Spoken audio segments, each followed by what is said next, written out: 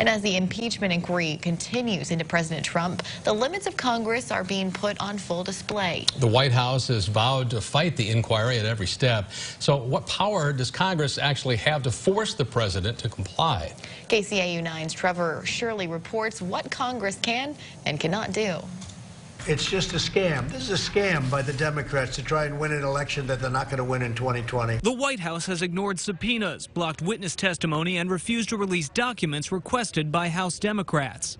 So the assertion of the executive's authority to disobey the will of a co-equal branch of Congress has reached a level that we have never seen in this country's history.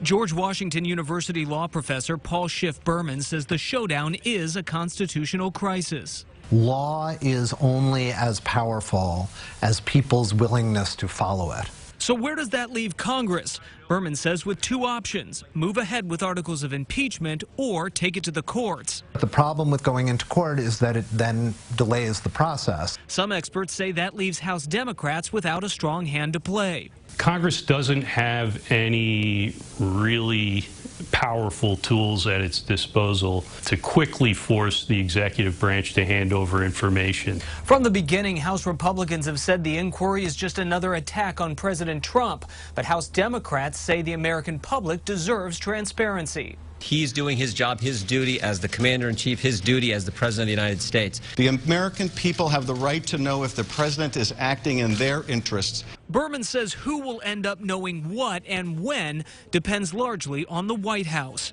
Reporting in Washington, I'm Trevor Shirley.